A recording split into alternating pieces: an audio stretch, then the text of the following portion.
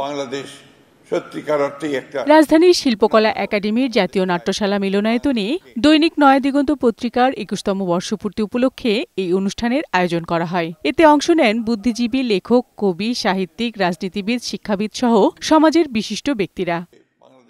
BNP মহাসচিব মির্জা ফখরুল ইসলাম আলমগীর অনুষ্ঠানে অংশ নিয়ে বলেন, বাকশাল প্রতিষ্ঠার পর থেকেই গণমাধ্যমের উপর অনেক অত্যাচার চালানো হয়েছে। সেই বাকশাল বিলুপ্তির পর জিয়াউর রহমান গণমাধ্যমের স্বাধীনতা নিশ্চিত করেন। সংস্কারের শুরুটা হয় তার আমল থেকেই। সকলের কাছে গ্রহণযোগ্য একটা নির্বাচনের মধ্য দিয়েই আমরা কিন্তু একটা গণতান্ত্রিক ব্যবস্থাতে ফিরে যাওয়ার সুযোগ পাব।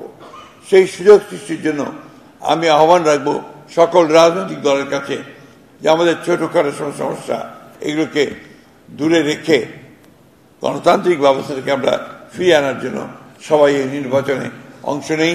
এ সময় দলের স্থায়ী কমিটির সদস্য সালাউদ্দিন আহমেদ বলেন, নিজেদের বিভেদের কারণে ফ্যাসিবাদের প্রত্যাবর্তন ঘটলে তা জাতির জন্য ভয়ঙ্কর পরিণতির কারণ হবে। এই দেশের গণতন্ত্র, স্বাধীনতা, সার্বভৌমত্বের প্রশ্নে সবাই আমরা ঐক্যবদ্ধ থাকব এবং ঐক্যবদ্ধ থেকেই আমরা ফ্যাসিস্ট আওয়ামী লীগের প্রত্যাবর্তনের সমস্ত দরজা বন্ধ করব।